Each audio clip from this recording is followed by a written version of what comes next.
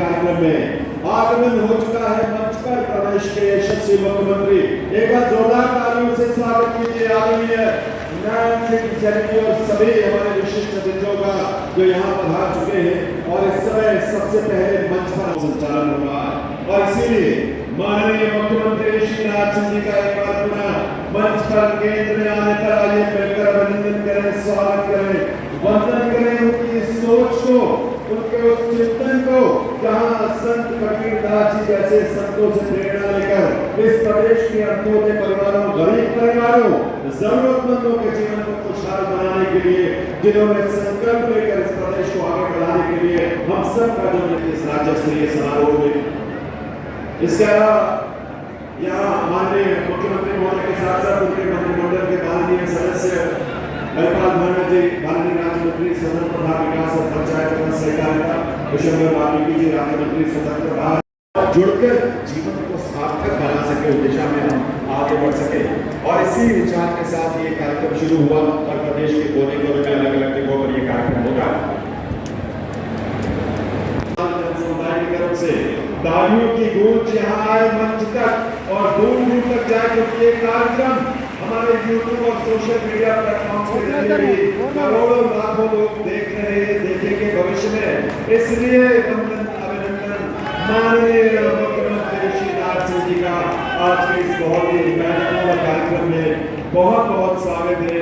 कि कबीरा मन निर्मल गया, कबीरा मन निर्मल है, जैसे गंगा नीर पाछे पाछे हरि फिरे, कहत कबीर कबीर।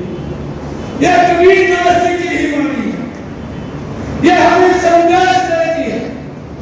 परंतु जब मैं देखता हूं कबीरदास जी की इस वाणी को कि समाज के अंदर जो हमारे महापुरुष हैं, आज इस प्रकार के भी लोग जो महापुरुषों को आज मैं ये कहना चाहूंगा, दुर्भाग्य से आज भी महापुरुषों के नाम पर राजनीति स्वार्थ की एक ऐसी धारा खड़ा करने का प्रयास किया जा रहा है जो समाज को तोड़ने का प्रयास कर रही है।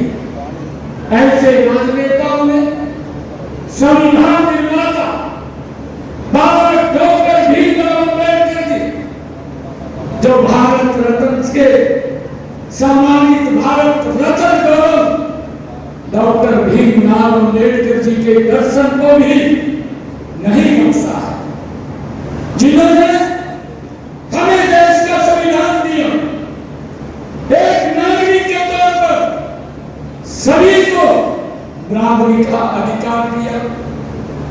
उन्होंने संविधान बदलने का दुष्प्रचार करके ऐसा दिखावा किया कि संविधान को भी बदला जा रहा है। इस प्रकार का दुष्प्रचार, जबकि मैं आज संत कबीरदास जी, आज उनका प्रकाश पर्व आज पूरे हर्षोल्लास के साथ हम सब मना रहे हैं।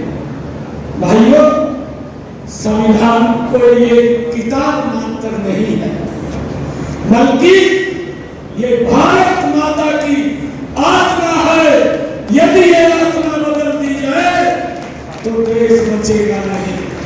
जिस प्रकार का ये लोग ये दुष्प्रचार करके लोगों को बरगलाने का काम करते हैं, लेकिन उन्हें चाहिए कला, उन्हें चाहिए भेदभाव और अशांति।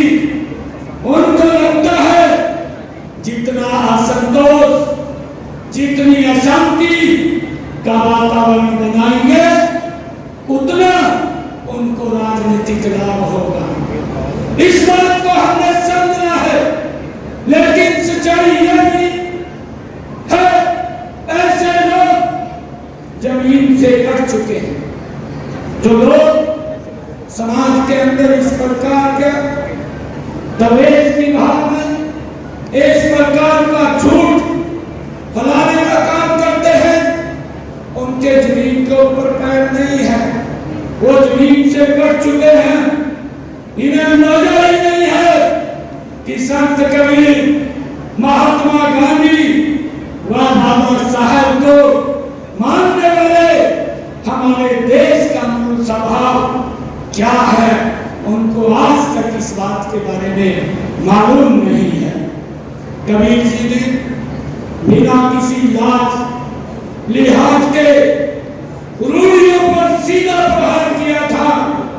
मनुष्य मनुष्य के बीच भेद करने वाली हर व्यवस्था को चुनौती दी थी। जो दबा कुचला था, जो वंचित था, जो शोषण, जिसका शोषण किया जाता था, कबीर उसको सशक्त बनाना चाहते थे। वे उसको याचक बनाकर नहीं रखना चाहते थे। व्यक्ति आगे बढ़े इन रूढ़ियों से वो आजाद हो, ये कबीर जी की ही एक सोच थी, जिन्होंने इस देश को एक रास्ता दिखाने का काम किया है। मुझे ये भी खुशी है कि हमारी सरकार ने जो संत महापुरुष विचार सम्मान प्रसाद समिति बना करके ये ऐसी सरकार है जिन्होंने इन महापुरुषों को सम्मान देने का काम किया है।